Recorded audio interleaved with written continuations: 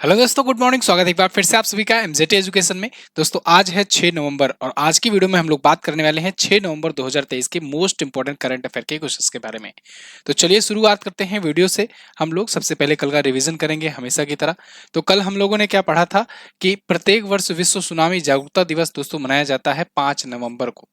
नेपाल में आए 6.4 तीव्रता के भूकंप का एपिसेंटर जो रहा वो रहा जाजरा कोट। इसके अलावा पीएम मोदी जी को अभी 5 वर्षों के लिए श्री सोमनाथ ट्रस्ट का अध्यक्ष बनाया गया है तीसरी बार। और अभी भारत ने इटली के साथ आवाजाही और प्रवासन साझेदारी समझौते पर हस्ताक्षर किए हैं। केंद्रीय रक्षा मंत्री राजनाथ सिंह जी ने अभी बेंगलुरु में इंडिया मैन्युफैक्चरिंग शो का उद्घाटन किया है।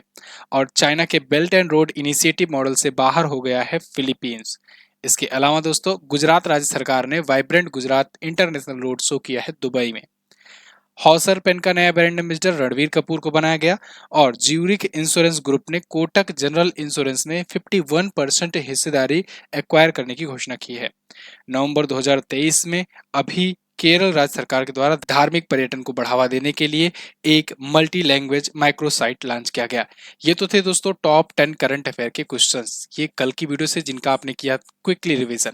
आज की करंट अफेयर की तरफ बढ़ूं इससे पहले मैं आपको बता दूं दोस्तों, जीएस सफलता बैच 3.0 आ चुका है। ये 2024 में होने वाले जितने भी एग्जाम्स हैं उन सब को टारगेट करते हुए तैयार किया गया है बैच। और इस बैच की शुरुआत आज से हो चुकी है। आज इसकी डेमो आपको मिल जाएगी। कल संडे था, ऑफिस क्लोज था, इस वजह से डेमो क्लास नहीं आ पाई, लेकिन आज आपको डेमो क्लास इसकी मिल जाएगी। उन सभी लोगों का विशेष रूप से धन्यवाद जिन्होंने मेरे इस कोर्स के लॉन्चिंग के बाद ही तुरंत उसको परचेज कर लिया बिना किसी डेमो के, बिना किसी अभी इसमें क्लासेस आए हुए, क्योंकि मैंने कहा था मंडे से क्लासेस चलेंगी। तो अभी कोई क्लास नहीं आई थी, लेकिन फिर भी काफ़ी सारे लोगों ने इसको ले लिया है। आप भी जो है ज्वाइन करना चाहें तो ज्वाइन कर सकते हैं, या फिर डेमो देखने के बाद आप ज्वाइन कीजिए। और मुझे पूरा भरोसा है डेमो देखने के बाद आप ज्वाइन करोगे। तो अगर आप किसी भी एग्जाम की अगर तैयारी कर रहे हो सीरियसली, और आपको अगर जीएस में कमांड बनानी है, तो आप एक बार हमें मौका दे करके देखो। आपको जीएस सफलता बैच से बहुत ही एक इम्प्रूवमेंट देखने को मिलेगा अपने जीके जीएस में। सारे सब्जेक्ट कवर कराए जा रहे हैं और ये 15 महीने की वैलिडिटी के साथ है। तो अभी इसकी अगर प्राइस की बात करें तो देखो, इसका प्राइस जो है इस बार ये 1999 रखा गया है। लेकिन ये चूंकि दिवाली ऑफर में लॉन्च किया गया, और मैंने कहा था आपसे कोई धोखेबाजी नहीं होगी कि पहले लॉन्च कर दें कोर्स, उसके बाद 10 दिन बाद ऑफर देना है, फिर उसके बाद जो लोग खरीद लिए होंगे उन बेचारों का फिर दिक्कत हो जाएगा। इसीलिए मैं जब भी लॉन्च करता हूं तो जो हमारे जो स्टूडेंट्स हैं, जो वर्तमान में हमसे जुड़े हुए हैं काफ़ी समय से, उनको मैं सबसे पहले प्रायोरिटी देता हूं। इसीलिए जब भी कोई कोर्स लॉन्च होता है, या तो प्री लॉन्च ऑफर के साथ लॉन्च होता है, या तो कोई जो त्यौहार आने वाला होता है उस पर जो ऑफर दिया जाना है उसके साथ लॉन्च होता है। तो ये 1999 का बैच है, ये 70% डिस्काउंट के साथ आपको मिल रहा है सिर्फ और सिर्फ 599 में। इससे नीचे नहीं हो सकता, और इतना ज़्यादा कंटेंट आपको कहीं पर नहीं मिलेगा। यही वाला सेम कोर्स आपको 2000-3000 में मिल रहा है सब जगह, डिस्काउंट के बाद, दिवाली ऑफर के बाद इतने महंगे में मिल रहा है। आप इसको मात्र 599 में प्राप्त कर सकते हो अभी दीपावली ऑफर के तहत। एमजेटी ऐप से आप इसे प्राप्त कर सकते हो। चलिए, ये थोड़ा सा समय ज़्यादा ले लिया आपका। शुरू करते हैं करंट अफेयर आज की। तो पहला क्वेश्चन आपके सामने है, विश्व बायोस्फीयर रिजर्व दिवस कब मनाया गया? तो विश्व बायोस्फीयर रिजर्व दिवस दोस्तों ये 3 नवंबर को मनाया जाता है। तो अभी 3 नवंबर को ये भी मनाया गया। जेलीफिश दिवस भी हम लोगों ने मनाया, ये भी मनाया। International day for biosphere. देखो, बायोस्फीयर मतलब कि जैव विविधता का क्षेत्र। बायोस्फीयर रिजर्व ये यूनेस्को के द्वारा मनाया जाता है बायोस्फीयर दिवस। यूनेस्को उन सभी जितने भी बायोस्फीयर होते हैं, प्रयास रहता है कि पूरी दुनिया के जितने भी बायोस्फीयर रिजर्व्स हैं उनका संरक्षण करे और उनके संरक्षण के प्रति लोगों को भी जागरूक करे। ये उसके उद्देश्य होते हैं यूनेस्को के, और इसीलिए ये दिवस मनाया जाता है 3 नवंबर को। तो बायोस्फीयर रिजर्व के प्रति लोगों को अवेयर करने के लिए। बायोस्फीयर मतलब क्या हुआ? बायोस्फीयर मतलब जैव विविधताएं, बायोडाइवर्सिटी। आपको याद होगा जैव विविधता दिवस भी एक मनाया जाता है। जैव विविधता दिवस कब मनाया जाता है? 22 मई को। अगर आपको याद हो वो कहानी मैंने याद करवाई थी ना, कि विश्व जल दिवस 22 मार्च को, फिर विश्व पृथ्वी दिवस 22 अप्रैल को, फिर विश्व जैव विविधता दिवस 22 मई को, ठीक है, फिर 23 जून को ओलंपिक दिवस। ये पूरा कहानी बताया है कई बार आपको। ओके, इसके अलावा यूनेस्को के बारे में अगर बात करें तो यूनेस्को यानी कि United Nation Educational Scientific and Cultural Organization, इसका हेडक्वार्टर बड़ा पूछा जाता है। हेडक्वार्टर आप बताना पेरिस में होता है। कहाँ पर? पेरिस में इसका हेडक्वार्टर होता है। याद रखना, बहुत पूछा जाता है। अभी रिसेंटली ये चर्चे में रहा जब भारत में 41वां और 42वां 41वां और 42वां इसने यूनेस्को की विश्व विरासत स्थलों में भारत का 41वां और 42वां सूची धरोहर शामिल किया था। कौन कौन सा? 41वां बना था दोस्तों शांति निकेतन, याद रखना ये पूछा जाएगा, शांति निकेतन, और सिर्फ आज ही नहीं पूछा जाएगा, ये आने वाले 2-3 सालों तक ये पूछा जा सकता है क्वेश्चन। शांति निकेतन 41वां बना था, और 42वां बना था क्या? होयसला मंदिर, होयसला मंदिर या होयसाल मंदिर, होयसाल मंदिर जो होयसाल वंश के राजाओं के द्वारा बनवाया गया, जो कि कहाँ के शासक थे? कर्नाटक के। ये सब आपको इतिहास में पढ़ाया जाता है। तो ये दोनों को 41वां 42वां, इसके पहले रामप्पा मंदिर को 39वां और धौलावीरा को 40वां यूनेस्को विश्व धरोहर स्थल घोषित किया गया था। ठीक है, तो भारत में आज के टाइम पर 42 यूनेस्को विश्व धरोहर स्थल हैं। एक्स्ट्रा इन्फॉर्मेशन है, याद रखना। फिलहाल इस अवसर पर हम लोग क्या कर रहे हैं? इस अवसर पर हम लोग चेन्नई में 10वीं दक्षिण और मध्य एशियाई बायोस्फीयर रिजर्व नेटवर्क की बैठक कर रहे हैं। तो ये बैठक अगर आपसे पूछा जाए कहाँ हुआ, तो आप बताना चेन्नई में हुआ। कौन सा संस्करण है? तो 10वां संस्करण बता देना। ठीक है ना, आजकल ये डिटेल से भी क्वेश्चंस बन रहे हैं, तो यहाँ से भी मे भी बन जाए क्वेश्चन। आगे, तो ये नवंबर महीने के अब तक आए हुए महत्वपूर्ण दिवस हैं। 1 नवंबर को विश्व शाकाहारी दिवस, वीगन वाला मनाया गया। 3 नवंबर को विश्व जेलीफिश दिवस, 3 नवंबर को हुई विश्व बायोस्फीयर रिजर्व दिवस, 5 नवंबर को सुनामी जागरूकता दिवस। आगे अगला क्वेश्चन, हाल ही में किस राज्य सरकार ने डॉक्टर पुनीत राजकुमार हृदय ज्योति योजना शुरू की? तो दोस्तों अभी कर्नाटक राज्य सरकार के द्वारा डॉक्टर पुनीत राजकुमार हृदय ज्योति योजना शुरू की गई है। डॉक्टर पुनीत राजकुमार हैं कौन? तो आपने पुनीत राजकुमार जरूर सुना होगा, लेकिन डॉक्टर शायद कम सुने हो, कम लोग, लेकिन इनको डॉक्टरेट की उपाधि भी मिली थी। ये बहुत ही फेमस एक्टर थे, और इनका हृदयघात की वजह से, यानी कि हार्ट अटैक की वजह से 46 वर्ष की उम्र में 2021 में निधन हो गया था। तो अभी इनकी दूसरी पुण्यतिथि मनाई गई। तो इनकी दूसरी पुण्यतिथि के अवसर पर ही ये योजना कर्नाटक सरकार ने अनाउंस किया है। कौन सा? पुनीत राजकुमार हृदय ज्योति योजना। इसके तहत क्या होगा? इसके तहत जगह जगह पर पब्लिक प्लेसेस में कुछ ऐसे इक्विपमेंट, कुछ डिवाइसेस ऐसे लगाए जाएंगे, और कुछ ऐसे संसाधन मतलब प्रोवाइड किए जाएंगे, जिससे पब्लिक प्लेसेस पर अगर किसी को हार्ट अटैक आता है, तो उसको जो वो मूलभूत चीजें दी जानी होती हैं, उसके प्रति लोग अवेयर रहें और तुरंत उसको वो चीजें मिल जाए। क्योंकि जब ये हार्ट अटैक वगैरह आता है ना, तो इसके लिए समय का बहुत ज़्यादा ज़रूरत होती है कि सही समय पर हॉस्पिटल के पास या डॉक्टर के पास या किसी एक्सपर्ट के पास पहुंचे। सीपीआर भी एक पद्धति होती है, जो सीपीआर देने से भी बहुत सारे लोगों की जान बच जाती है। तो इन सब चीज़ों के लिए ये योजना शुरू की गई है कर्नाटक राज्य सरकार के द्वारा। तो ये यही करेंगे। ठीक है, अभिनेता पुनीत राजकुमार की दूसरी पुण्यतिथि है और उसी पर ये अनाउंस किया गया। अच्छा, इनकी जयंती होती है, मतलब कि इनका बर्थडे पड़ता है 17 मार्च को, और 17 मार्च को कर्नाटक राज्य सरकार ने प्रेरणा दिवस मनाने की घोषणा की थी इनकी जयंती के अवसर पर। बहुत ही ये फेमस कन्नड़ अभिनेता थे। ठीक है, कर्नाटक में कन्नड़ चलता है, कन्नड़ फिल्म वगैरह। ठीक है, ऐसे मलयालम फिल्म चलता है केरल में, तमिलनाडु में, और तेलुगु वगैरह ये आपका तेलंगाना और आंध्र प्रदेश की, ठीक है, फिल्में होती हैं। आगे अब कर्नाटक आया है, तो कर्नाटक के बारे में हम लोग देख लेते हैं। तो एक तो अभी कर्नाटक में जब चुनाव हुआ था, तो कर्नाटक में अब सरकार चेंज हो गई थी, तो कांग्रेस पार्टी के वहां सीएम बने थे। तो कांग्रेस पार्टी के जब सीएम बने थे, वो भी आपको याद रखना है, क्योंकि नई सरकार बनी है। तो सिद्धरामैया जी ये नए सीएम बने थे। अच्छा, फिर कुछ योजनाएं भी इन्होंने घोषणा की। तो ये योजनाएं देखिए कौन कौन सा है। एक तो कर्नाटक राज्य गिग वर्कर्स बीमा योजना है। अब देखो, कर्नाटक में भी कांग्रेस की सरकार, राजस्थान में भी कांग्रेस की सरकार। राजस्थान में गिग वर्कर्स के लिए बिल लाने वाला वो पहला राज्य है, और ये गिग वर्कर्स बीमा योजना, यानी कि गिग वर्कर के लिए बीमा योजना शुरू करने वाला पहला राज्य है। आपको देखो ये भी ध्यान रखना होगा किस राज्य में कौन सी सरकार है, तो उससे योजनाएं आपको मिलती जुलती कहीं ना कहीं सिमिलर मिलेंगी, है ना। तो आप इससे गेस कर पाओगे। अब देखो, मैंने हमेशा कहा है कि जितना आप करंट अफेयर को पढ़ोगे, उतना आप गहन इसमें समझ बढ़ेगी, आपकी विकसित होगी। और अगर आपको क्वेश्चन ना भी आ रहा होगा ना, तो आप आसपास के पहलुओं और अपनी समझ के आधार पर उसका आंसर कर पाओगे। ये बहुत बड़ी चीज है। ये अगर आप गहराई से सोचोगे तो बहुत बड़ी बात है ये। अगर आप क्वेश्चंस बहुत दिन से, मतलब अगर डेली करंट अफेयर या फॉलो कर रहे हो, या न्यूज़पेपर ही पढ़ रहे हो रोजाना, तो आपके अंदर वो समझ विकसित हो जाएगी, जिसकी वजह से आप बहुत सारे क्वेश्चंस का ऐसे ही आंसर कर ले जाओगे जिनका आंसर आपको नहीं मालूम होगा, फिर भी आप करेक्ट कर ले जाओगे, क्योंकि बहुत सारी चीजें एल्गोरिथम जो है आसपास की चीजों को मिलाओगे आप। पोषण जागरूकता सूचकांक में दूसरे स्थान पर है कर्नाटक, पहले पर पंजाब है। 4000 ग्राम पंचायतों में कुसीना माने स्थापित किया इन्होंने। इसके अलावा बेंगलुरु में ही इंडिया स्टार्टअप महोत्सव आयोजित किया गया। बेंगलुरु में ही मैंने आपको बताया था कि ये अंतर्राष्ट्रीय कॉफी महोत्सव हुआ था। कर्नाटक में हाथियों की संख्या सर्वाधिक है, बताई गई है 6,395। प्रति विधायक उच्चतम औसत संपत्ति में ये टॉप पर है। और ये देखिए विश्व कॉफी सम्मेलन आ गया, पांचवी हुई थी बैठक बेंगलुरु में ही। आगे देखते हैं। अब कर्नाटक को देख लो है कहाँ पर। कर्नाटक आप देखोगे यहाँ पर मिल जाएगा आपको, ये रहा कर्नाटक। ये केरल के ऊपर आपको मिलेगा और गोवा के नीचे, ये जो है ना गोवा, ये यहाँ पर है। महाराष्ट्र और कर्नाटक के बीच में गोवा है। कई कई बार लोग गोवा को केरल और कर्नाटक के बीच में बता देते हैं, गलती मत करना। कर्नाटक यहाँ पर है। कर्नाटक की राजधानी राजधानी बेंगलुरु होती है, जिसके संस्थापक थे कैंपेगौड़ा जी। कौन थे? कैंपेगौड़ा। और कैंपेगौड़ा की अभी मूर्ति स्थापित की गई 108 फीट की। साथ ही साथ इन्हीं के नाम पर वहां पर एयरपोर्ट है। और एयरपोर्ट से मैंने आपको बताया था कि दुनिया का सबसे पंक्चुअल एयरपोर्ट ही बना था कि नहीं, अभी पिछले महीने रिपोर्ट आई थी। दुनिया का सबसे समय का पाबंद यानी पंक्चुअल एयरपोर्ट बना था कैंपेगौड़ा इंटरनेशनल एयरपोर्ट, दुनिया का। ठीक है जी। सिद्धरामैया यहाँ पर इंडियन नेशनल कांग्रेस पार्टी से सीएम है। गवर्नर है थावरचंद गहलोत जी। ये कर्नाटक अपना बॉर्डर गोवा से लगाता है, महाराष्ट्र से, इधर आपका तेलंगाना से, फिर आंध्र प्रदेश से, नीचे तमिलनाडु से और इधर केरला से अपना बॉर्डर शेयर करता है।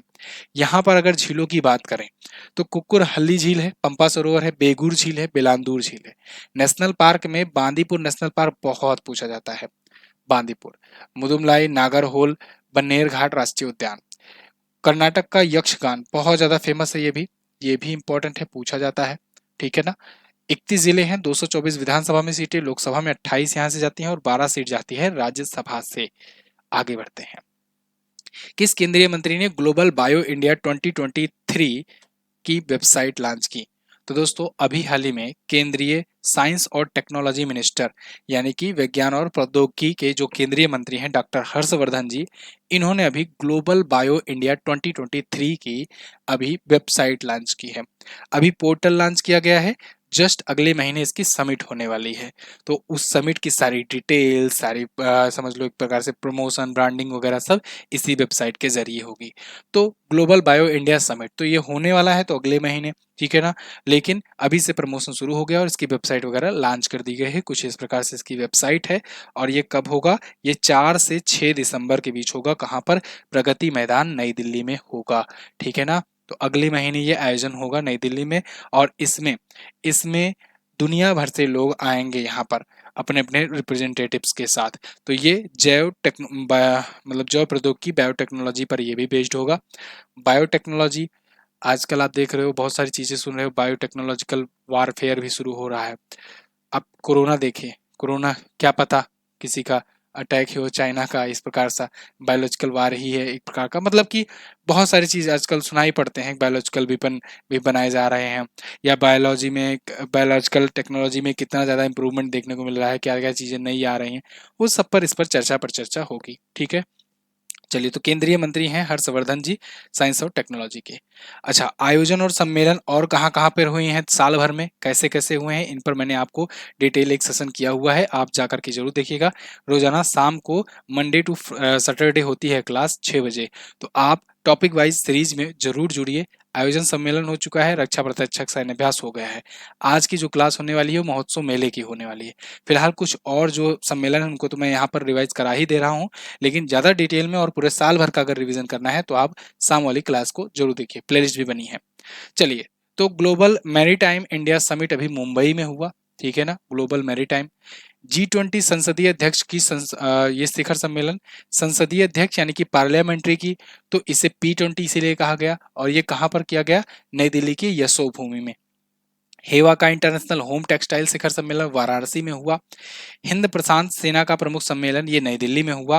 पहला वैश्विक हल्दी सम्मेलन ग्लोबल टर्मरिक समिट जो है ये मुंबई में हुआ। अंतर्राष्ट्रीय वकीलों का ये भी पहला ही संस्करण था, ये नई दिल्ली में हुआ। आसियान शिखर सम्मेलन ये जकार्ता इंडोनेशिया में हुआ, 42वां भी 43वां भी। ब्रिक्स शिखर सम्मेलन इस बार जोहानसबर्ग दक्षिण अफ्रीका में हुआ, 15वां संस्करण था। अंतर्राष्ट्रीय शिक्षा शिखर सम्मेलन ये दुबई में हुआ, इंपॉर्टेंट है याद रखना। इसके अलावा 5वां विश्व कॉफी सम्मेलन बेंगलुरु में हुआ। क्लियर। ये रिसेंट हुए कुछ समिट्स हैं जो रिसेंट मतलब पिछले 2-3 महीनों में हुए। अगला, हाल ही में किसी डिफेंस एजेंसी ने वायु रक्षा क्षमताओं में क्रांति लाने के लिए प्रोजेक्ट कुशा शुरू किया। तो प्रोजेक्ट कुशा दोस्तों ये शुरू किया है DRDO ने, Defence Research and Development Organisation ने। इन्होंने वायु रक्षा यानी एयर डिफेंस जो अपना सिस्टम्स है, क्षमताएं हैं, कैपेबिलिटीज हैं, उनको बढ़ाने के लिए वायु प्रोजेक्ट कुशा शुरू किया है। प्रोजेक्ट कुशा एक प्रकार से त्रिस्तरीय एक सुरक्षा प्रणाली है, 3 लेयर का एक डिफेंस सिस्टम है जिस पर गवर्नमेंट जो है वो $2.5 बिलियन खर्च कर रही है। प्रोजेक्ट कुशा के तहत जो दुश्मन के विमानों, मिसाइलों, इनको प्रभावी ढंग से बेअसर कर सके हवा में ही। एयर डिफेंस सिस्टम क्या होता है? एयर डिफेंस सिस्टम मतलब वही होता है कि आपके पास एक ऐसा डिफेंस सिस्टम हो कि आपका अगर आपके ऊपर कोई मिसाइल अटैक होता है, कोई ड्रोन अटैक होता है या कोई भी एयर अटैक होता है, तो आप एयर में ही उनको मार गिराओ। ऐसा ना करो कि पहले वो गिराएं आपके यहाँ, फिर आप बदला लेने के लिए उनके यहाँ मारो। ऐसा नहीं, एयर डिफेंस सिस्टम मतलब उनको हवा में ही मार गिराओ। अपने पास कौन सा है? अपने पास जैसे है S-400, हम लोगों ने रसिया से लिया था ना S-400। तो S-400 का रेंज है 400 किलोमीटर की ऊंचाई पर रेंज पे अगर कोई आता है तो हम लोग 400 किलोमीटर की दूरी पर ही मार गिराएंगे। लेकिन लेकिन बात यह है कि ये उतना ज्यादा है नहीं संख्या में अपने पास। अब अपन लोगों ने कुछ ही खरीदा है और अपन के दुश्मन कहाँ कहाँ है? चाइना भी है, पाकिस्तान भी है।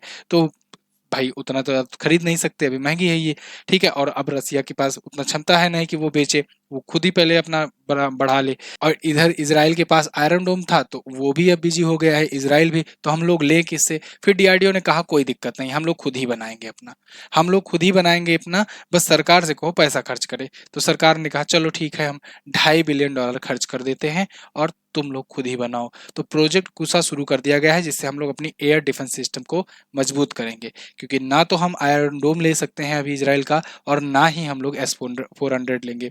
आयरन डोम तो एक्सपोज भी हो चुका है भाई। फिलहाल DRDO के अगर बारे में बात करें, डिफेंस रिसर्च डेवलपमेंट ऑर्गेनाइजेशन होता है, अध्यक्ष हैं समीर वी कामत जी। 1958 में स्थापना हुई थी, नई दिल्ली में हेडक्वार्टर है। अगला, हाल ही में किसे CBI के संयुक्त निदेशक के रूप में नियुक्त किया गया? तो सीबीआई यानी कि सेंट्रल ब्यूरो ऑफ इन्वेस्टिगेशन, इसके ज्वाइंट डायरेक्टर नियुक्त किए गए हैं दोस्तों अभी कौन? प्रवीण मधुकर पवार। प्रवीण मधुकर पवार जी को नियुक्त किया गया है, ये है प्रवीण मधुकर पवार, और ये ज्वाइंट डायरेक्टर नियुक्त किए गए हैं CBI के, सेंट्रल ब्यूरो ऑफ इन्वेस्टिगेशन के। 2003 बैच के, ये कर्नाटक कैडर के IPS यानी कि भारतीय पुलिस सेवा के ये अधिकारी हैं। अच्छा जी, ये तो है ज्वाइंट डायरेक्टर। अभी कुछ ही महीनों पहले ही इसके डायरेक्टर भी नियुक्त किए गए थे। कौन नियुक्त किए गए थे? वो भी प्रवीण नाम से ही हैं, वो है प्रवीण सूद, ठीक है। और ये कौन है? प्रवीण पवार। देखो महाराष्ट्र वगैरह में ना पापा का नाम बीच में लगाया जाता है, तो ये प्रवीण मधुकर पवार है, तो इसका मतलब इनके पापा का नाम मधुकर है, ठीक है ना। फिलहाल इनको 5 साल के लिए नियुक्त किया गया है। CBI के बारे में बात करें तो 1965 में स्थापना हुई थी, नई दिल्ली में इसका हेडक्वार्टर है। आगे देखते हैं, हाल ही में किसे संयुक्त राष्ट्र सलाहकार विशेषज्ञ समिति में दोबारा चुना गया? तो दोस्तों अभी हाल ही में सुरेंद्र कुमार अधाना को संयुक्त राष्ट्र की सलाहकार विशेषज्ञ समिति में दोबारा चुना गया है। बहुत ध्यान से देखिएगा, इस क्वेश्चन में बहुत सारे लोग कंफ्यूज हो सकते हैं, लेकिन मैं हूं ना कंफ्यूजन दूर करने के लिए। देखो रुचिरा कंबोज जो है, ये कौन है? रुचिरा कंबोज ये यूएनओ में, यूनाइटेड नेशन ऑर्गेनाइजेशन में भारत की अस्थाई प्रतिनिधि हैं। ये यूएन में भारत की अस्थाई प्रतिनिधि हैं, भारत की अस्थाई प्रतिनिधि हैं, ठीक है ना। और अरिंदम बागची कौन है? अभी ये जिनेवा में नियुक्त किए गए, जिनेवा में संयुक्त राष्ट्र और जितने भी उसके इंटरनेशनल ऑर्गेनाइजेशन है उसमें भारत के अस्थायी प्रतिनिधि हैं। तो ध्यान रहे, ये यूएन में संयुक्त राष्ट्र में भारत के स्थायी प्रतिनिधि हैं, यूनाइटेड नेशन की महासभा में, और ये जिनेवा में संयुक्त राष्ट्र के और जितने भी अन्य अंतर्राष्ट्रीय संगठन हैं उनमें भारत के रिप्रेजेंटेटिव हैं। अच्छा जी, सुरेंद्र कुमार अधाना को अभी संयुक्त राष्ट्र की एक सलाहकार विशेषज्ञ समिति होती है, अभी मैं आगे बताऊंगा, तो उस समिति में इनको दोबारा से चुना गया है। वो समिति जो है वो 21 सदस्यों की होती है, और इन 21 सदस्यों में एक बार फिर से इनको नियुक्त कर दिया गया है 3 सालों के लिए। TS तिरुमूर्ति जी कौन है? TS तिरुमूर्ति एक्चुअली में कौन थे? ये यूएन में भारत के अस्थाई प्रतिनिधि ही थे, लेकिन अब ये रिटायर हो गए तो इन्हीं की जगह पर आई हैं रुचिरा कंबोज, ठीक है। तो यानी कि ये पूर्व यूएन में भारत के रिप्रेजेंटेटिव थे। क्लियर है ना, कंफ्यूजन नहीं होना चाहिए। अब आगे, तो ये है भाई साहब, इनकी एक सेल्फी मिली है, बहुत ढूंढे इनकी फोटो, एक ही केवल मिली इनकी सेल्फी, तो ये ध्यान रखिएगा। तो ये सुरेंद्र कुमार अधाना को नियुक्त किया गया है 3 साल की अवधि के लिए। चलिए अगला क्वेश्चन है, भारतीय नौसेना सेलिंग चैंपियनशिप 2023 का आयोजन कहां पर किया गया? तो ये आयोजन दोस्तों अभी मुंबई में हुआ। कहाँ पर? मुंबई में। देखो ये भारतीय नेवी, इसमें भारतीय नौसेना इसको आयोजित करती है। ये सबसे बड़ी नौकायन रिगाटा प्रतियोगिता कही जाती है, काफ़ी ज़्यादा पॉपुलर है और इसमें देश भर से जितने भी नौसेना के अधिकारी सैनिक वगैरह है सब इसमें हिस्सा लेते हैं। और 5 से 9 नवंबर को ये आयोजित होगा। 5 नवंबर से 9 नवंबर के बीच में कहाँ पर होगा? मुंबई में आयोजित होगा। ठीक है ना? तो भारतीय नौसेना सेलिंग चैंपियनशिप है। कौन चैंपियन बनता है ये तो 9 तारीख को ही पता चलेगा, यानी 10 तारीख के करंट अफेयर में मैं आपको बताऊंगा। ओके, चलिए आगे। वार्षिक प्रतियोगिता है तो मतलब प्रत्येक वर्ष आयोजित होती है। अगला, अच्छा ये एक अपडेट है, अक्टूबर महीने की ई बुक आ चुकी है, जिनको जिनको लेना है जाकर ले सकते हैं।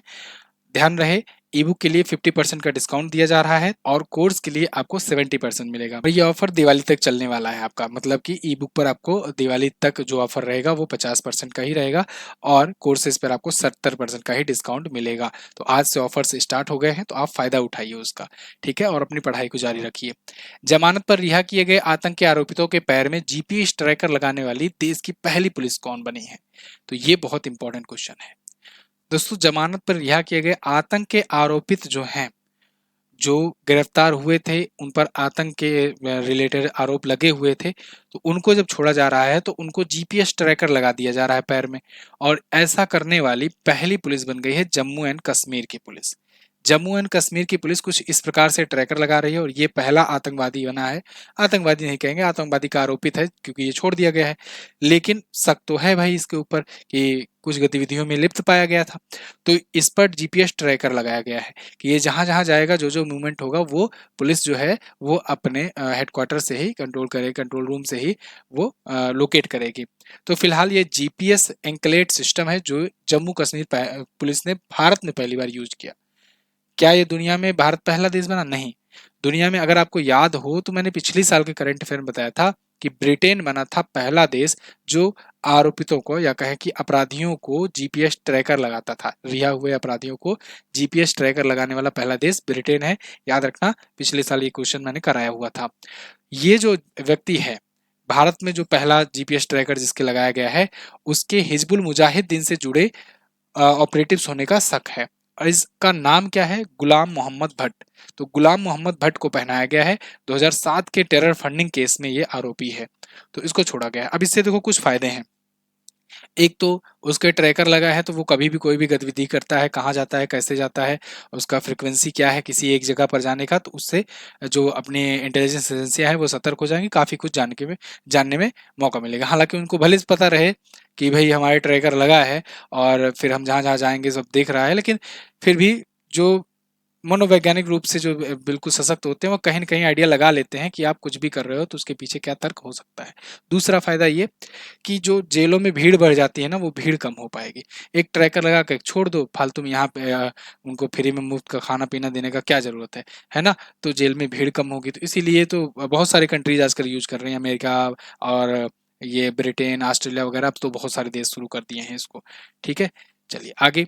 हाल ही में किस खिलाड़ी ने ओडीआई में 49 शतक लगा करके सचिन तेंदुलकर के सर्वाधिक शतकों की बराबरी कर ली? कौन कर सकता है? किंग कोहली, विराट कोहली। यहाँ पर तो मतलब ऑप्शन देते समय यही सोचा जा रहा था कि ऑप्शन में दें या ना दें कोई और। Virat Kohli, one and only king Kohli. तो विराट कोहली जो हैं ये ओडीआई में 49 शतक कल पूरा कर लिए फाइनली। साउथ अफ्रीका के खिलाफ इन्होंने शतक लगाया और 49 शतक लगा करके ओडीआई में सर्वाधिक शतक का रिकॉर्ड जो था सचिन तेंदुलकर का, उसकी बराबरी इन्होंने कर ली। लेकिन एक चीज और, लिमिटेड ओवर क्रिकेट में अगर पूछा जाए तो इनके हो चुके हैं 50 शतक। ठीक है ना? तो यानी लिमिटेड ओवर क्रिकेट में इनके ज्यादा हो चुके हैं सचिन तेंदुलकर से। क्यों? क्योंकि सचिन तेंदुलकर टी20 में कोई शतक नहीं लगाए थे, लेकिन विराट कोहली टी20 में भी एक शतक लगाए हुए हैं। तो लिमिटेड ओवर क्रिकेट यानी 50 ओवर वाला और ये 20 ओवर वाला जो होता है, तो ये लिमिटेड ओवर वाला होता है क्रिकेट कहा जाता है, यानी वाइड बॉल क्रिकेट भी कहते हैं इसे। तो इसमें अगर देखा जाए तो विराट कोहली के सबसे ज्यादा शतक है, लेकिन सचिन तेंदुलकर ओडीआई में अब तक ज्यादा थे। अब इन दोनों के बराबर हो गए हैं। अच्छा जी, ये जो है 451 मैचों में बनाए थे और टोटल 463 मैच खेले थे हालांकि, लेकिन 451 मैचों में ये बनाए थे 49 शतक, और ये 289 मैचों में ये बनाए थे, है ना? और इधर देखो, अब इनके बाद नंबर किसका है? रोहित शर्मा का। रोहित शर्मा 259 मैच में 31 शतक के साथ तीसरे नंबर पर है। और ये भारत की लिस्ट नहीं है, ये पूरी दुनिया की लिस्ट है सबसे ज्यादा शतक लगाने के मामले में। ओडीआई में टॉप 3 अपने इंडियंस ही हैं। अभी आईसीसी वर्ल्ड कप जो चल रहा है उसमें ये रिकॉर्ड बना है। आईसीसी वर्ल्ड कप में बहुत सारे रिकॉर्ड्स बन रहे हैं, जैसे मैंने आपको मोहम्मद शमी अहमद के बारे में बताया कि सबसे ज्यादा वर्ल्ड कप में भारत के लिए विकेट लेने वाले मोहम्मद शमी बने। ये 47 विकेट अब तो इनके हो चुके हैं।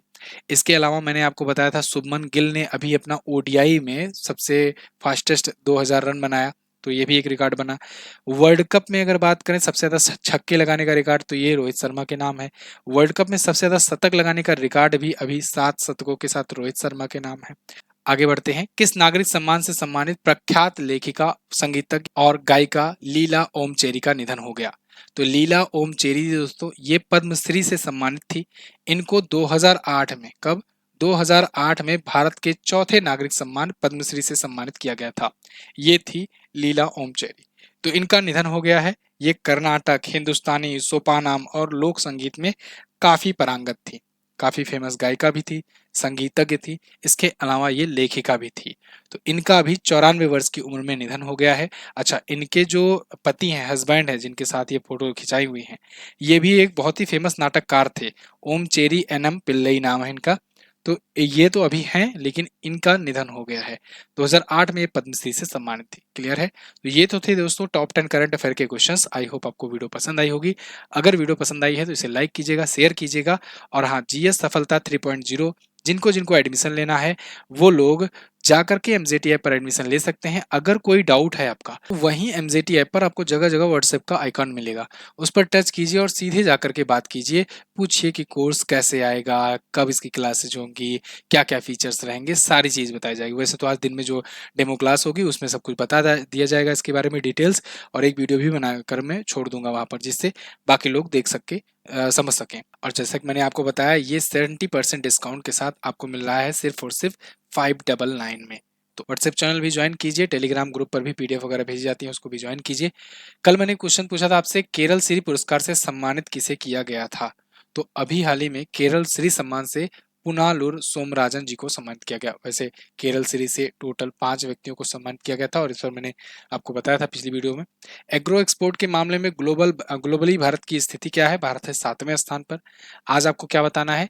यूनेस्को ने किसे संगीत का शहर घोषित किया है? बताइएगा जरूर। मैंने आपको संगीत का शहर भी बताया है, साहित्य का भी शहर बताया है, और ये क्वेश्चन इंपॉर्टेंट है, पूछा भी जाएगा आपसे। तो बताइए, अभी रिसेंटली यूनेस्को ने किसे संगीत का शहर घोषित किया है? पीएम मोदी को हाल ही में तीसरी बार सोमनाथ मंदिर ट्रस्ट का अध्यक्ष बनाया गया। बताइएगा आप कि सोमनाथ मंदिर पर महमूद गजनबी ने कब आक्रमण किया था? ये भी कल की वीडियो में मैंने डिस्कस किया था, आप बताइएगा जरूर। और दोनों क्वेश्चन अच्छे क्वेश्चन हैं, इनके बारे में अगर कोई एक्स्ट्रा डिटेल्स आपको मालूम है तो वो भी जरूर लिखिएगा कमेंट बॉक्स में। Thank you so much. मिलेंगे अगली क्लास में, तब तक के लिए नमस्कार, जय हिंद, वंदे मातरम।